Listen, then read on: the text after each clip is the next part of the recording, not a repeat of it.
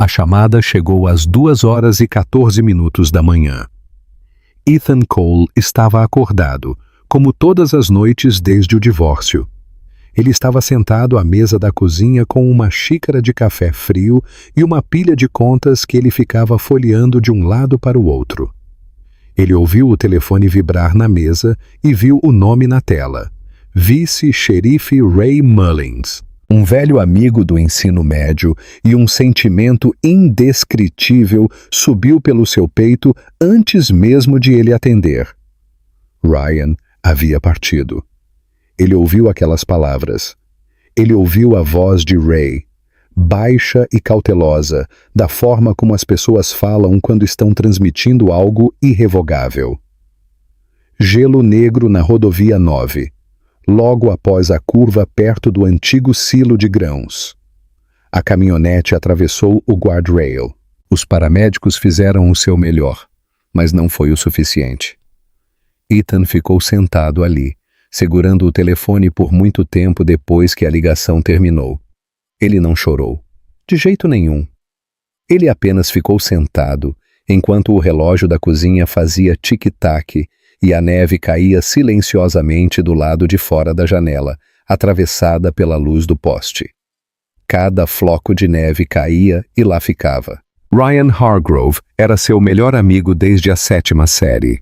Eles cresceram a 3 ruas de distância em Maple Ridge, uma pequena cidade no norte de Vermont, onde o inverno durava quase metade do ano e todos sabiam da sua vida, quer você quisesse ou não. Eles jogaram beisebol juntos, se meteram em confusão juntos e foram padrinhos um do outro quando o casamento de Ethan desmoronou 4 anos atrás. Foi Ryan quem dirigiu no meio da noite com um fardo de cerveja e ficou até o amanhecer, quase sem dizer nada, o que era exatamente o que Ethan precisava. Agora Ryan havia partido e a neve continuava a cair. O filho de Ethan, Noah, tinha 7 anos e estava dormindo no andar de cima. Ele não acordou o filho. Ele ficou sentado com a xícara de café frio até quase às 4 da manhã.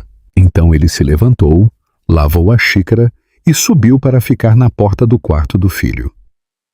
Noah estava encolhido de lado, segurando firmemente com uma mão um ursinho de pelúcia com o qual já era grande demais para brincar, mas do qual ainda não conseguia abrir mão. O menino respirava lentamente na profunda escuridão azul. Ethan puxou a porta para deixá-la quase fechada e foi para a cama, mas não conseguiu dormir. O funeral aconteceu 3 dias depois. O cemitério ficava em uma colina baixa nos arredores da cidade, e o vento dos campos abertos soprava direto através de qualquer roupa que as pessoas estivessem usando. Havia talvez umas 60 pessoas reunidas em volta do túmulo, com os ombros caídos, a respiração formando pequenas nuvens de fumaça. O pastor falou, mas Ethan mal ouviu. Ele estava de braços cruzados, olhando para o buraco retangular e escuro, tentando compreender que o seu amigo estava deitado naquele caixão. Ele viu Lena do outro lado do túmulo. Ela estava parada e imóvel em um casaco preto que parecia fino demais para o clima, com o cabelo escuro caindo sobre os ombros, o rosto pálido e uma expressão que não era exatamente de luto, nem de calma.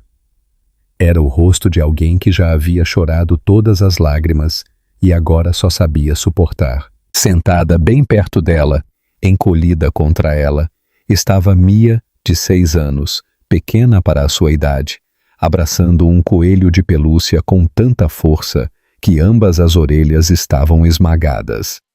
A menina também não chorava. Ela apenas olhava para o chão. Ethan conhecia Lena havia 9 anos. Desde o verão em que Ryan a levou para casa e declarou com a sua típica certeza discreta que iria se casar com ela.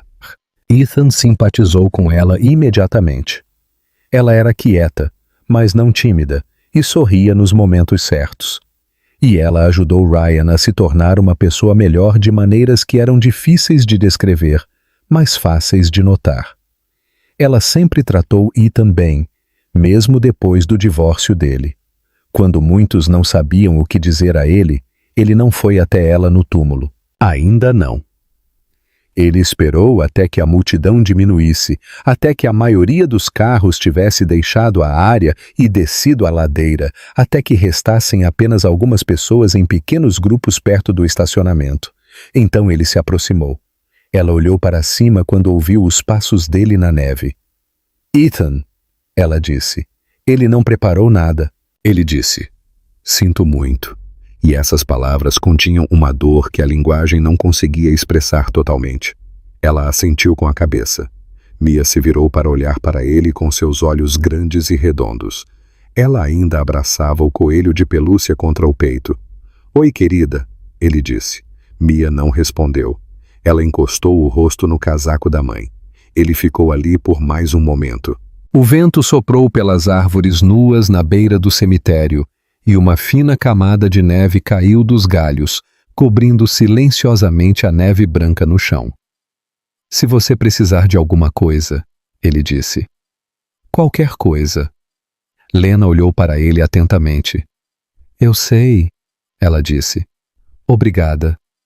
Ele dirigiu para casa lentamente porque a estrada estava escorregadia e porque não havia motivo para pressa. Noah ficou com a mãe durante toda a semana. A casa estava vazia e assim permaneceria até domingo. Ele estacionou o carro na entrada e ficou sentado por alguns minutos vendo a neve cair. 3 semanas antes do acidente, Ryan teve que ser hospitalizado. Não era a primeira vez. Uma arritmia havia sido diagnosticada 18 meses antes e houve uma cirurgia, e por um tempo tudo parecia sob controle. Mas em novembro, ele voltou para acompanhamento. E em uma tarde, Ethan dirigiu até lá e sentou-se com ele no quarto totalmente branco, enquanto as máquinas emitiam pequenos sons e a luz entrava pela janela fina e cinzenta. Ryan estava tão alegre quanto sempre. Ele reclamou da comida e fez Ethan lhe contar sobre o problema com a caminhonete de um cliente que ele estava consertando a semana toda. Ethan administrava uma pequena oficina mecânica, a Coles Automotive, na Mill Road, e durante a maior parte da visita, tudo correu normalmente, como se ele estivesse apenas de passagem. Perto do fim, quando a enfermeira saiu, Ryan ficou em silêncio. Ele olhou pela janela por um momento e depois olhou para Ethan. "Você sabe no que eu penso", ele disse, "quando as coisas ficam quietas assim." "O quê?" Ethan perguntou. "Lena, Mia." Ele ficou em silêncio novamente.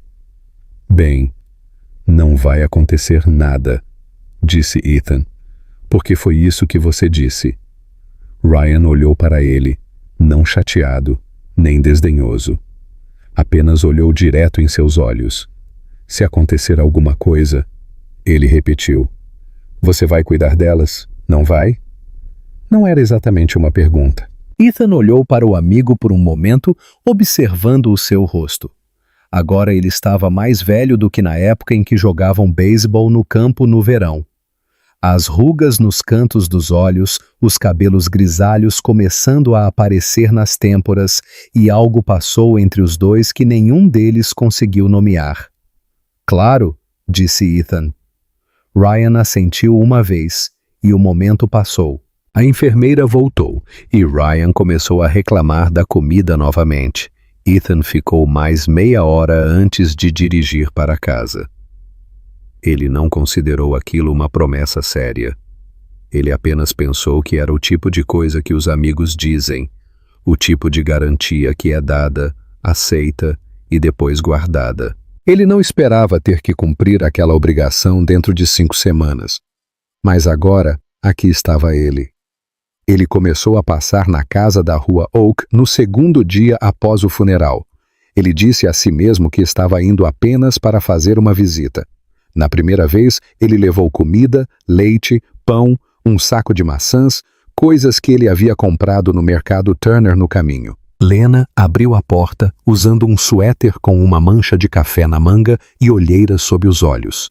Ela olhou para a sacola de compras e depois para ele com uma expressão que misturava gratidão e a dignidade peculiar de alguém que não quer parecer tão vulnerável quanto está.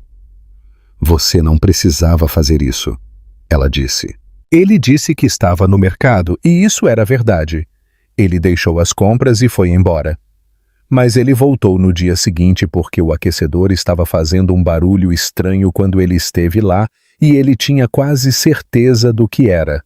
Ele bateu na porta e disse a ela que queria dar uma olhada no aquecedor, e ela o deixou entrar. Ele desceu ao porão e encontrou o problema.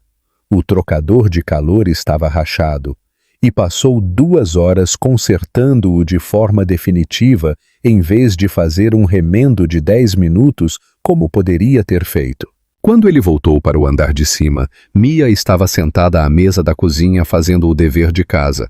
Ela olhou para ele. "Está consertado?" Ela perguntou. "Tudo consertado", ele disse. Ela voltou ao dever de casa. Ele lavou as mãos na pia e contou a Lena o que havia feito. Ela lhe agradeceu e ele disse que não era incômodo nenhum. Então ele foi embora. Mas continuou voltando. Ele tirou a neve da entrada da casa quando a neve caiu pesada. Ele substituiu o trinco da janela que estava quebrado há não sei quanto tempo. Uma noite, quando Lena mencionou que Mia estava com um resfriado, ele levou sopa.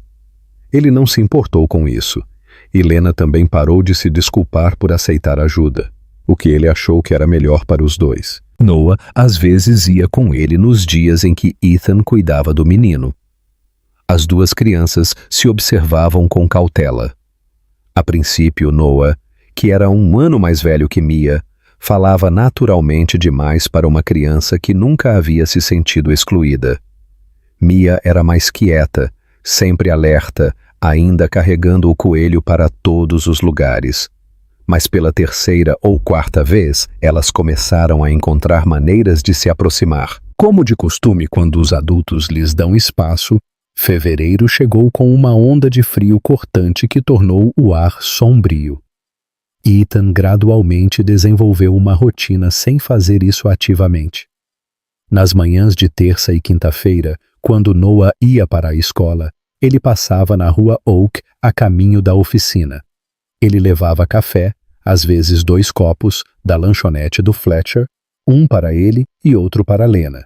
E eles se sentavam à mesa da cozinha por cerca de 20 minutos enquanto a casa ia acordando. Mia comia cereal enquanto os observava com a atenção cuidadosa de uma criança tentando compreender algo grande. As conversas não eram pesadas.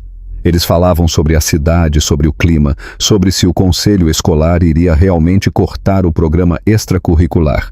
Eles conversavam sobre o treino de hóquei de Noah e o projeto atual de Mia de ensinar seu coelho a se sentar. Eles falavam sobre as caminhonetes que Ethan estava consertando e sobre a biblioteca onde Lena trabalhava 3 dias por semana, para onde ela havia retornado 2 semanas após o funeral, porque ficar em casa tornava as coisas piores. Eles não falavam muito sobre Ryan, não diretamente. De vez em quando, o nome dele aparecia em uma frase. Ryan tinha consertado aquela prateleira. Ryan sempre dizia que o conselho da cidade era inútil.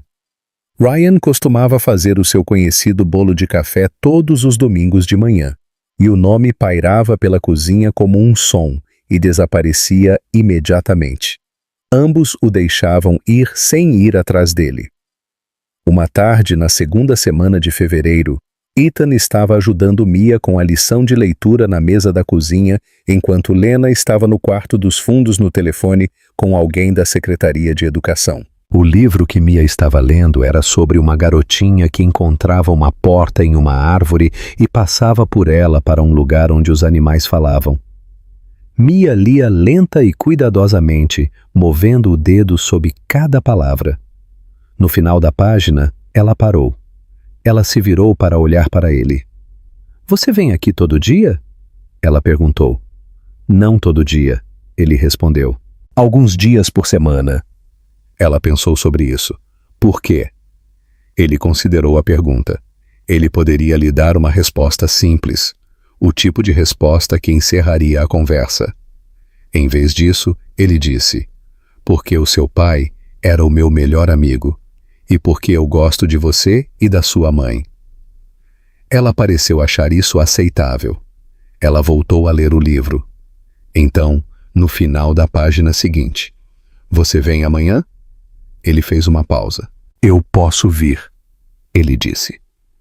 Ela assentiu com a cabeça como se aquilo estivesse resolvido, e continuou lendo. Naquela noite, ele dirigiu para casa com o aquecedor ainda ligado e o rádio desligado. E ele pensou sobre o que significava ter a confiança de uma criança. Não era a confiança fácil dos dias normais, mas o tipo especial de confiança que surge quando tudo o que é familiar foi tirado. E uma criança ainda estende a mão no frio em direção a qualquer coisa que ainda a aqueça. Ele pensou no Ryan. Ele pensou no quarto de hospital, na luz cinzenta, na pergunta silenciosa. Ele virou na sua rua, dirigiu até o quintal e ficou ali sentado por 1 minuto antes de entrar. Aos sábados, quando as 2 crianças estavam com ele, ele as deixava usar a sala de estar. Elas construíam estruturas complexas com cobertores e almofadas do sofá e as chamavam de fortes, castelos, submarinos. Noah tinha uma imaginação mais rica. Mia tinha uma imaginação mais disciplinada, e as adições que ela fazia a qualquer coisa que estivessem construindo geralmente as tornavam realmente sólidas. Eles se davam bem do seu próprio jeito, de crianças que aprenderam a negociar sem a supervisão de um adulto. Lena sentava-se à mesa da cozinha com um livro ou uma xícara de chá e os observava pela porta com uma expressão que Ethan nem sempre conseguia entender. Não exatamente triste, mas como alguém de pé no meio de algo inesperado e que ainda não sabia como chamá-lo. Numa tarde de sábado, enquanto as crianças construíam algo elaborado na sala de estar e a luz do final do inverno entrava pela janela em um ângulo baixo, Lena disse sem levantar a cabeça da sua xícara de chá: eu não sei como lhe agradecer. Você não precisa fazer isso, ele disse. Eu sei, ela respondeu, mas eu quero que você saiba que eu tenho visto. Ele não sabia o que responder. Ele pegou sua xícara de café e olhou pela janela, onde a neve estava espessa e limpa sob o sol da tarde. E ele pensou que essa era uma das coisas mais tranquilas em sua vida no momento. Não exatamente feliz, mas estável, como se tudo tivesse encontrado o peso certo. Eles chegaram na manhã de quarta-feira da última semana de fevereiro. Lena ligou para Ethan da biblioteca, a voz monótona e controlada, como se tentasse ao máximo não desabar. Ela lhe disse que os pais de Ryan, Gerald e Patricia Hargrove haviam ido à casa naquela manhã com seu advogado. Eles disseram que estavam preocupados com a segurança de Mia. Disseram que a situação de Lena era precária.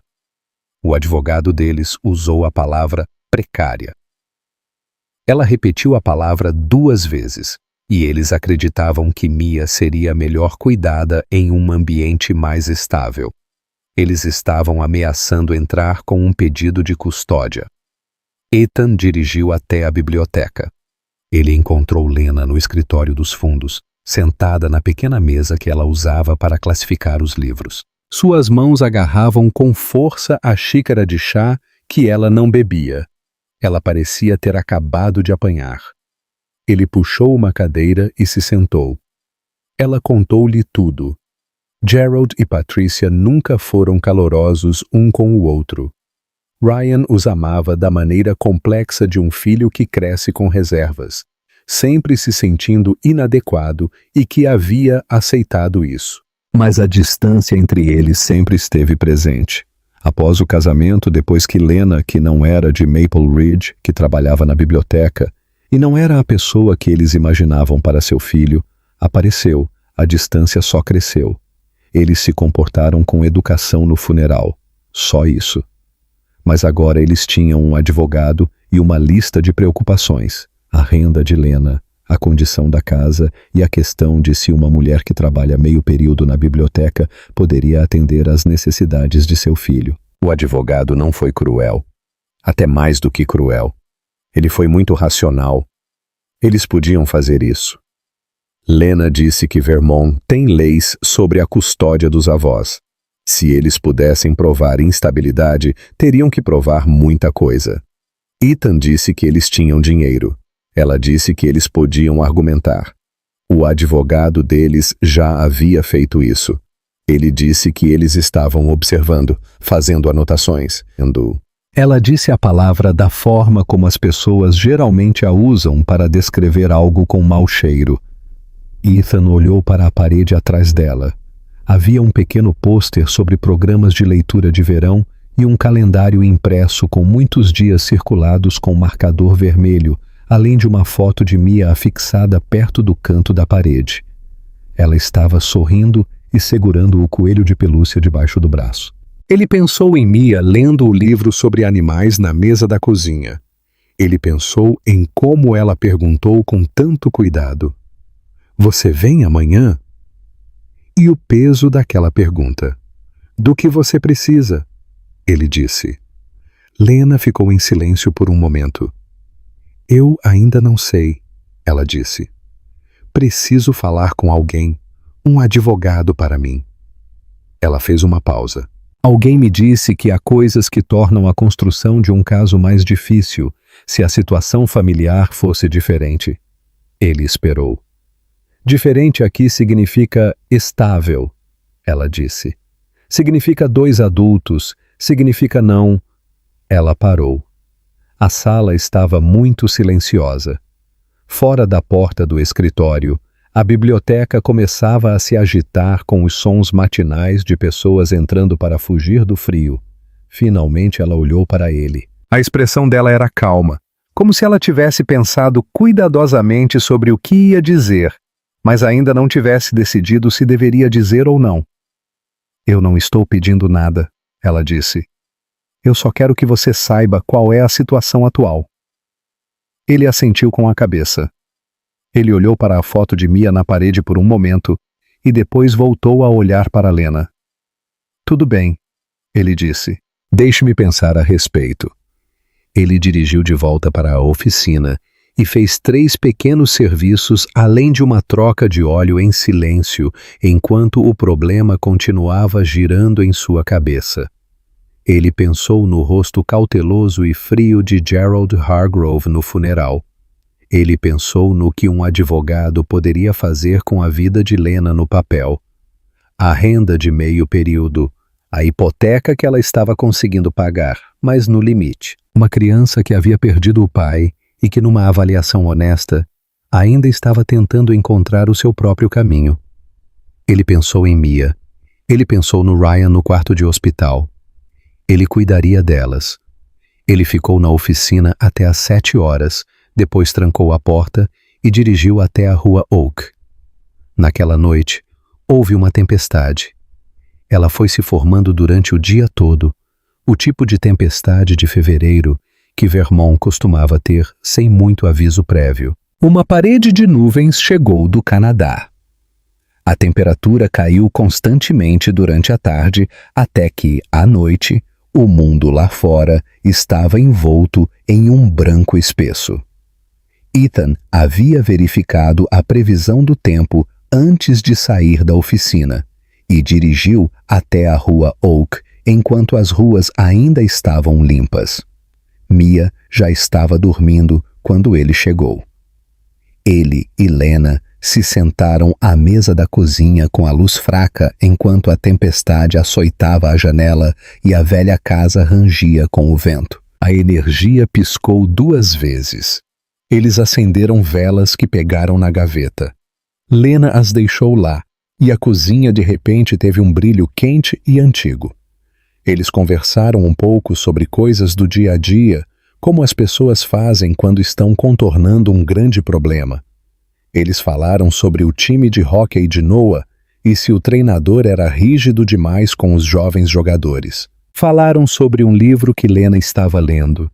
Algo sobre pessoas reconstruindo uma cidade após uma enchente. O som da neve do lado de fora agora era audível, assobiando no vidro da janela. Então, a energia acabou completamente. Não era assustador. Eles tinham velas e a casa ainda estava quente o suficiente. Ethan também sabia onde ficava o botão de controle manual para desligar o aquecedor. Ele desceu as escadas para verificar enquanto Lena foi procurar mais velas. E quando ele voltou, a cozinha estava iluminada por 6 ou 7 pequenas luzes e a sala parecia ter saído de outro século. Lena serviu mais chá. Ela envolveu as mãos na xícara de chá e olhou ao redor da mesa. "Posso te perguntar uma coisa?" ela disse. "Vá em frente", ele respondeu. Ela não levantou a cabeça. "Se nos casarmos, você e eu, eles não poderão montar o mesmo caso. Uma família com um pai e uma mãe, uma renda da oficina, o seu passado com Ryan, a sua ligação com Mia." Ela fez uma pausa. "Eu tenho pensado nisso por 3 dias e não sabia como dizer direito, então eu simplesmente vou dizer. A vela mais próxima a você está tremeluzindo numa corrente de ar vinda de algum lugar." Ele disse, "Lena, eu sei." E ela rapidamente respondeu, "Eu sei o que estou pedindo. Eu sei como isso soa. E eu não estou pedindo que você sinta algo que não sente. Isso seria legal, prático, uma maneira de dar a Mia uma base sólida enquanto as coisas se resolvem." Ela olhou para cima. Então seus olhos se tornaram firmes. Mas ele podia ver o preço daquela firmeza. "Você não precisa concordar. Eu perguntei porque você é a única pessoa em quem eu confio o suficiente para pedir." Ele olhou para ela. A luz de velas tremeluzia no rosto dela. Ele pensou no Ryan. Ele pensou em ter que se mudar da sua casa ou encontrar uma maneira de fazer as coisas darem certo. Os documentos, as crianças, a agenda de Noah, a oficina, toda a complexidade de 2 vidas separadas que agora seriam combinadas de uma forma para a qual não haviam sido planejadas. Ele pensou no rosto frio e julgador de Patricia Hargrove no funeral, como se ela tivesse calculado tudo de antemão. Ele pensou na pergunta de Mia, "Você vem amanhã?" E na maneira como ela voltou ao seu livro depois que ele respondeu, como se tudo já estivesse decidido. "Quando você precisa de uma resposta?" ele perguntou. Ela balançou a cabeça levemente. "Eu não quero apressar você, Lena", ele disse. "Quando você precisa de uma resposta?" Ela olhou para ele. Eles tinham um encontro com um advogado em 10 de março, daqui a 3 semanas. Ele assentiu com a cabeça. Ele olhou pela janela, onde a neve continuava a cair forte e o vidro estava escuro como breu. Então ele disse, "Tudo bem." Ela ficou em silêncio. Tudo bem, sim, ele disse. "Ele tá aí."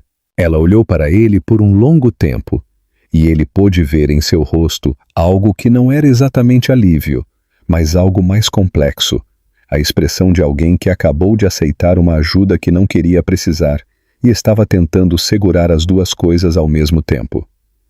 Ela não chorou. Ela não se moveu. Ela apenas disse, "Obrigada." A tempestade continuava. Eles ficaram sentados ali à luz de velas por um tempo sem falar muito, até que a energia finalmente voltou e as velas pareceram estranhas sob as luzes elétricas, e então eles as apagaram uma por uma. A cerimônia durou 22 minutos.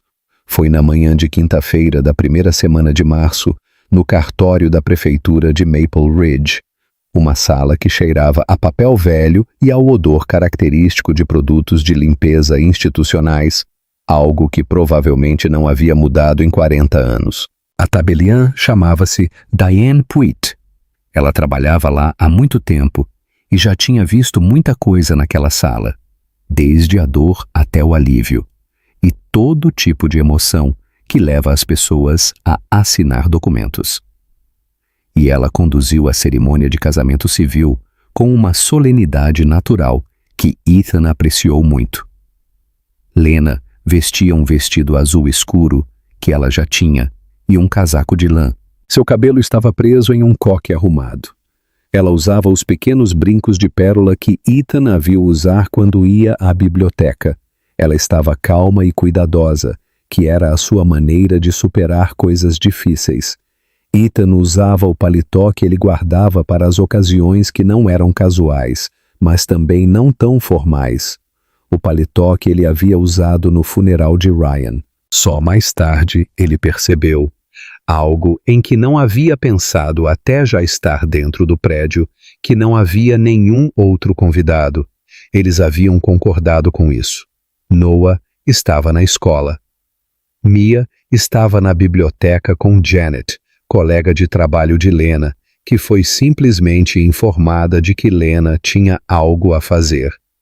Quando Diane Pruitt pediu que fizessem seus votos, eles ficaram lado a lado e o fizeram. A voz de Ethan estava calma. A de Lena também. Ele colocou uma aliança de ouro simples comprada em uma joalheria de Burlington. Nada extravagante, apenas algo que parecia exatamente como deveria. Ela disse que não queria nada, mas ele insistiu em ter uma, e ela aceitou a aliança sem discussão. Quando Diane disse, "Vocês podem beijar a noiva", houve um breve silêncio. Nenhum dos dois estava preparado para aquele momento específico. Então, Ethan se inclinou e beijou o rosto dela. A mão de Lena se ergueu ligeiramente e pousou no braço dele. E foi isso. Diane os parabenizou. Eles agradeceram a ela. Eles saíram para a manhã fria e cinzenta e ficaram nos degraus da prefeitura por um momento. "Café?" Ethan perguntou. "Claro!" Lena respondeu. Eles caminharam juntos até a lanchonete do Fletcher e se sentaram na mesa em que ele já havia sentado centenas de vezes, pedindo café. Depois de um tempo, como eram quase 10 horas e nenhum dos dois tinha comido nada, a lanchonete ficou quieta. Um velho no balcão estava lendo o jornal. O rádio atrás do balcão tocava música country em volume baixo. Eles comeram, eles conversaram. Era estranho que tudo fosse tão normal. Nos dias seguintes, as coisas foram se organizando gradualmente. O contrato de aluguel da sua casa na rua Berkeley tinha apenas mais 2 meses. Eles concordaram que ele ficaria lá durante a semana e iria para a rua Oak nos fins de semana, um arranjo que era tanto legal quanto prático, já que a escola de Noah ficava mais perto da rua Berkeley. Eles haviam entregado a documentação. A advogada deles, a senhora Carol Ashford, que praticava direito de família em Burlington há 20 anos e tinha a calma peculiar de quem já tinha visto casos semelhantes antes, analisou tudo e disse que eles estavam em uma posição forte. O advogado de Gerald e Patricia retirou o processo de custódia 4 dias depois que eles apresentaram a documentação. Não houve nenhum drama. Eles enviaram uma carta. Carol Ashford ligou para Lena com as novidades, e então Lena ligou para Ethan. Ele estava embaixo de uma caminhonete quando o telefone tocou e teve que usar o viva-voz. "Eles desistiram", disse Lena. "Que bom", ele respondeu debaixo da caminhonete. Houve um breve silêncio na linha. "Você está embaixo de alguma coisa?" "Uma caminhonete", ele respondeu. Ele "Espere um minuto." Ele a ouviu rir por apenas um instante. Apenas uma vez, o som do alívio. Ele não a ouvia rir há semanas. Ele ficou debaixo da caminhonete até que o riso diminuísse. Então, ele deslizou para fora, sentou-se no chão da oficina e disse a ela que aquela era uma ótima notícia, e ela disse que sabia. E eles continuaram conversando ao telefone por mais 1 minuto, sem dizer muito. Naquela noite ele foi à rua Oak e Lena fez o jantar. As crianças sentaram-se à mesa e debateram se um coelho conseguiria vencer um gato numa corrida. O debate foi detalhado e específico, durando quase a refeição inteira. Ethan terminou de comer, observou-os e sentiu algo se agitar em seu peito que não conseguiu nomear. O mês de março deu lugar a abril e a neve começou a derreter. O que aconteceu naquelas semanas não foi dramático.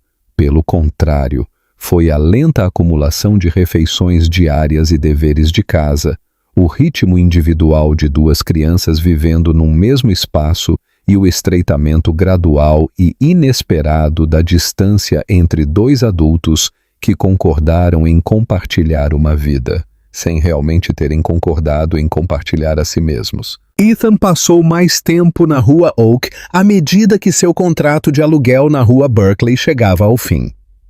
Ele consertou a grade da varanda dos fundos, repintou a caixa de correio e substituiu a torneira da cozinha que estava vazando desde antes da morte de Ryan.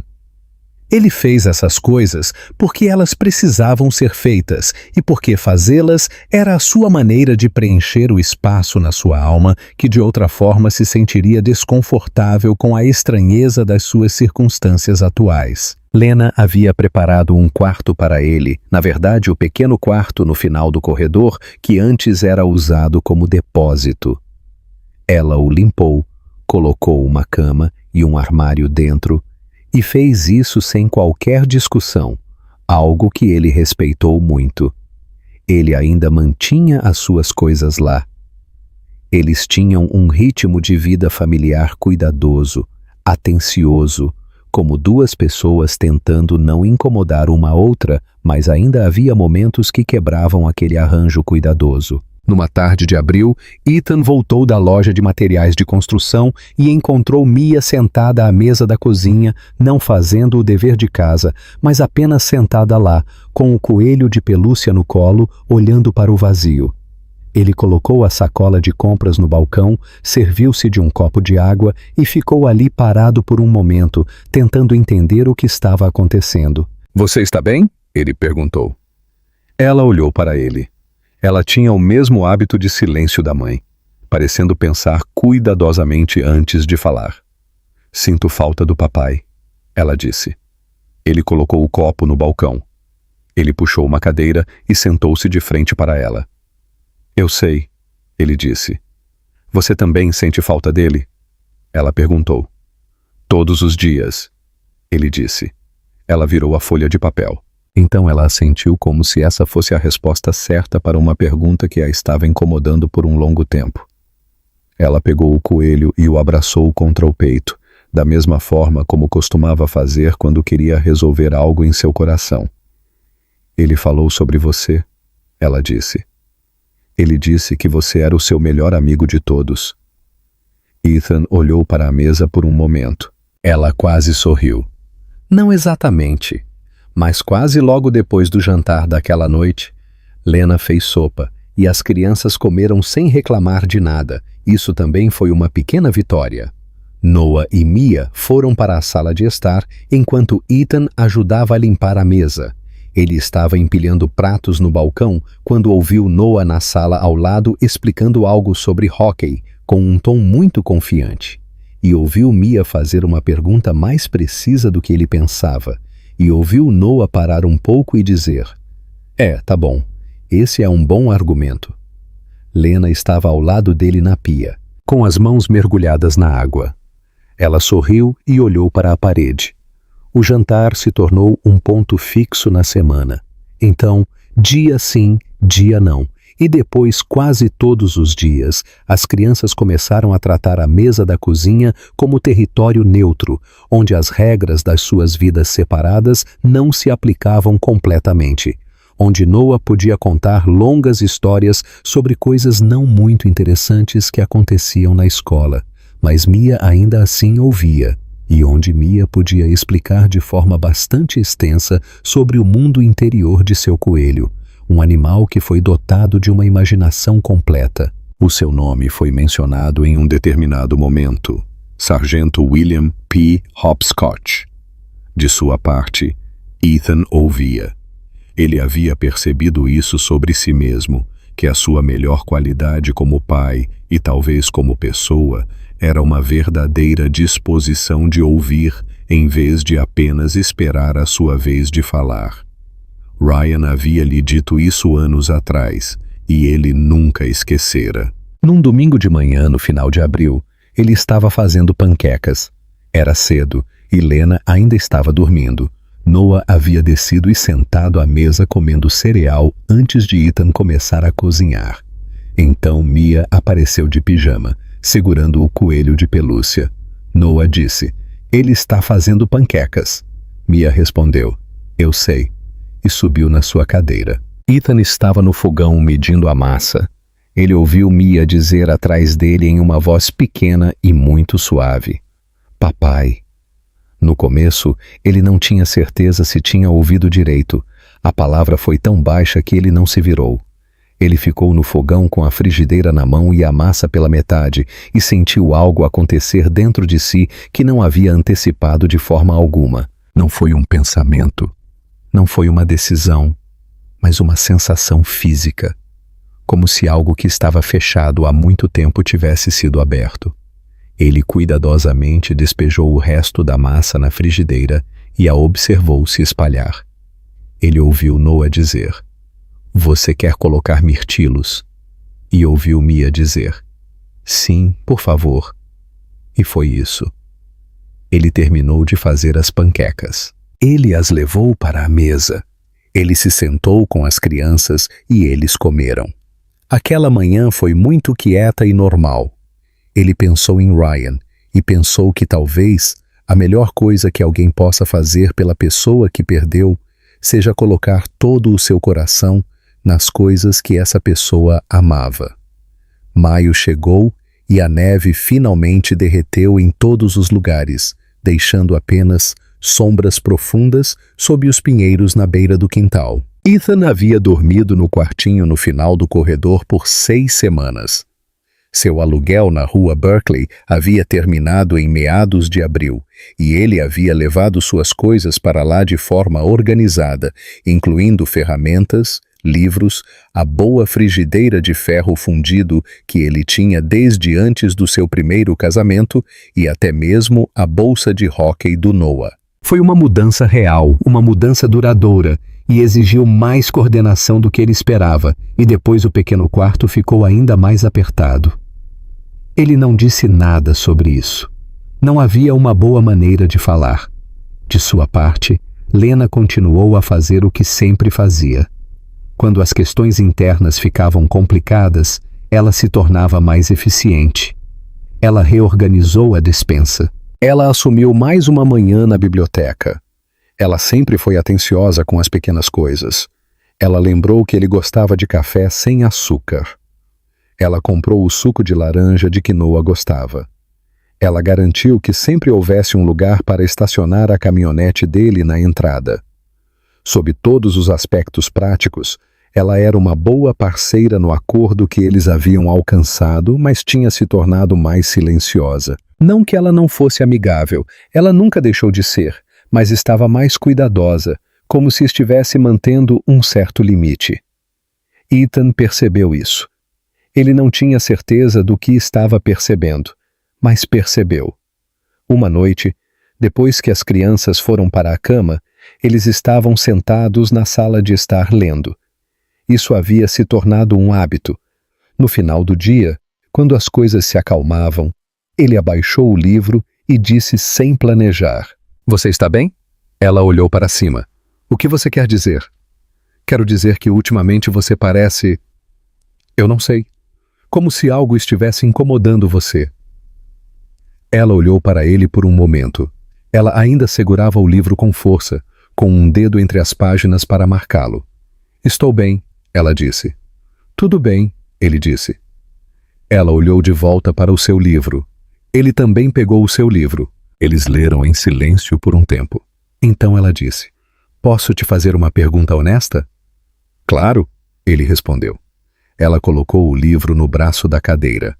Ela olhou para o nada por um momento, do mesmo jeito que escolhia cuidadosamente as suas palavras. "Você sente que isso foi um erro?" ela disse. Nas circunstâncias atuais, ele considerou a pergunta com cuidado. "Não," ele disse, "não foi um erro." "Mas..." "Não tem mais nenhum," ele disse. Ela ficou em silêncio. Ele perguntou: Você sente que foi um erro? Ela não respondeu imediatamente. Ela disse: o sentimento é complicado. Complicado como? Ela olhou para ele. Havia algo em seus olhos que ele nunca tinha visto antes, ou que nunca tinha se permitido ver antes. Tanto cauteloso quanto vulnerável. Acho que talvez eu não deva responder a essa pergunta agora, ela disse. Ele olhou para ela por um momento. Então ele assentiu. Tudo bem, ele disse. Ela pegou o livro. Ele também pegou o seu livro. A sala estava muito quieta. A noite de primavera envolvia tudo do lado de fora da janela.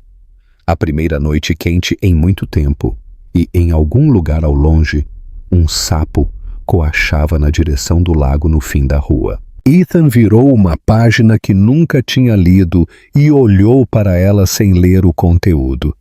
Ele percebeu algo que já vinha sentindo há muito tempo sem dar nome a isso.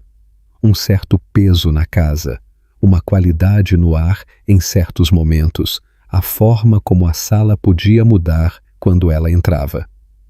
Ele tinha sido muito cuidadoso com isso. Ele havia lidado com isso da mesma forma que costumava fazer com outras questões incertas.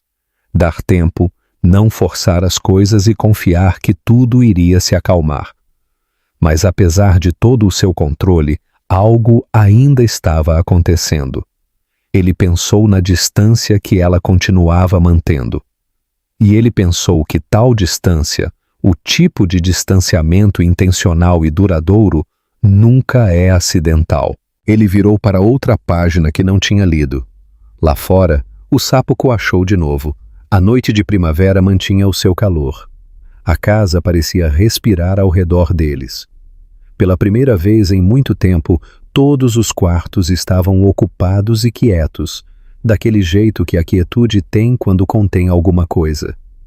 A carta estava na gaveta da escrivaninha de Lena. Ela a tirou num sábado de manhã na segunda semana de junho, quando as crianças estavam brincando no quintal, fazendo algo que envolvia a mangueira do jardim e o sargento William P. O jogo de amarelinha, algo que Ethan achou que não era uma boa ideia, mas que havia sido ignorado. Ela a levou até a mesa da cozinha e a colocou na frente dele, sentando-se do outro lado, com as mãos no colo. Era um envelope branco simples, escrito à mão na pequena e familiar caligrafia de Ryan, em letras maiúsculas, endereçado a Ethan. Eu o encontrei na gaveta da mesa dele há 3 meses, ela disse, quando estava limpando as coisas dele. Estava no fundo da gaveta, embaixo de tudo. Ela olhou para o envelope. Tentei descobrir o momento exato. Ele olhou para a carta sem tocá-la. Quando ele a escreveu, ele colocou a data no envelope em novembro, cerca de 2 semanas antes do acidente, após a visita ao hospital. Então ele pegou o envelope. A carta tinha 2 páginas, escrita em ambos os lados de uma folha A4, na caligrafia ousada e levemente inclinada de Ryan. Ele leu devagar. Ryan escreveu sobre a visita ao hospital, sobre estar sentado no quarto com as janelas cinzentas, ouvindo as máquinas e pensando nas coisas que ele não seria capaz de fazer se as coisas não corressem bem. Ele escreveu sobre Lena e Mia, com o amor genuíno de um homem que parou de presumir que tinha tempo infinito. Ele escreveu sobre o que precisava e o que esperava. E então ele escreveu sobre Ethan. Ele escreveu: conheço você há 30 anos e sei como você pensa. E sei que se algo acontecer, você sentirá que está se intrometendo. Como se ajudar fosse desrespeitoso, como se elas pertencessem a mim e eu não estivesse lá para lhe dar permissão. Então, eu estou lhe dando permissão. Mais do que isso, eu estou lhe pedindo. Lena é a melhor pessoa que conheço, e Mia é tudo para mim. E se existe alguém no mundo em quem eu confio para estar ao lado das duas, é você. Eu não estou pedindo que você deixe de sentir a minha falta. Estou pedindo que você não deixe que a minha falta atrapalhe a sua vida. Não há nada de desleal nisso. Você está fazendo o que eu queria. Você está fazendo o que eu não pude fazer. A carta terminava ali. Cuide delas, amigo, não porque você deve a elas, mas porque você pode. Ethan ficou com a carta por um longo tempo. A cozinha estava em silêncio. Lá fora, risadas vinham do quintal. Noah ouviu um barulho e depois o som de água correndo. Ele não chorou. Ele quase chorou, mas não o fez. Ele colocou a carta na mesa e olhou pela janela. De onde ele estava sentado, dava para ver o quintal, a grande árvore de bordo na esquina da casa, as folhas agora verdes no calor de junho, as crianças brincando na luz verde. Lena o estava observando. "Há quanto tempo você está com isso?" ele perguntou. "Desde que eu a encontrei," ela respondeu. "Por que você não me mostrou antes?" Ela ficou em silêncio por um momento. "Porque eu não tinha certeza." Ela fez uma pausa. "Porque achei que se eu te mostrasse, você se sentiria na obrigação, e eu não queria que a razão de você ficar fosse por obrigação." Ele olhou para ela. "O motivo de eu ficar," ele começou. "Eu sei," ela disse suavemente. "Sabe mesmo?" Ela olhou para as próprias mãos. Depois de um momento, ela disse: "Eu tive medo disso desde antes de saber o que era. Ryan confiou a você as coisas mais importantes da vida dele, e você veio. Você simplesmente veio e eu comecei a..." Ela parou novamente. Ele esperou. "Eu não queria ser quem tira qualquer coisa de Ryan," ela disse. "Mesmo depois que ele se foi, mesmo que ele tenha me pedido para fazer isso." Ethan olhou para a carta na mesa. Ele pensou no quarto de hospital, na luz cinzenta, no olhar firme de Ryan. Ele pensou nos 30 anos de amizade, nos campos de beisebol, nas noites longas, no casamento, no divórcio. Todas as coisas comuns e extraordinárias. Ele pensou no que Ryan tinha escrito. Não há nada de desleal nisso. Ele achava que Ryan o entendia melhor do que ele mesmo se entendia, o que sempre foi verdade. "Ele sabia", disse Ethan. "Ele conhecia a nós dois. Ele sabia o que era possível." Lena olhou para ele. Seus olhos brilharam. Lá fora, outra risadinha ecoou. A mangueira estava jorrando de novo. As folhas de bordo roçavam suavemente com a brisa. "Lena", ele disse. Ela olhou para ele. "Eu não estou aqui por obrigação. Eu quero deixar isso claro." Ela ainda estava em silêncio. "Eu estou aqui porque..." Ele olhou para a mesa e depois de volta para ela. "Porque é aqui que eu quero estar." Ela o encarou por um longo tempo. Então, ela disse em voz baixa: "Eu também." Nenhum deles se mexeu. A cozinha pareceu envolvê-los. A carta estava entre eles na mesa, na caligrafia de Ryan. 3 páginas cheias do amor sincero de um homem que sabia bem o que estava fazendo. Pela janela, as crianças corriam pelo quintal sob a luz do sol verde de junho, perseguindo umas às outras, criando um som claro, pacífico e vivo. Numa tarde de domingo, no final de agosto, Mia estava sentada à mesa da cozinha com uma grande folha de papel em branco e um estojo de lápis de cor, desenhando ativamente por quase 1 hora.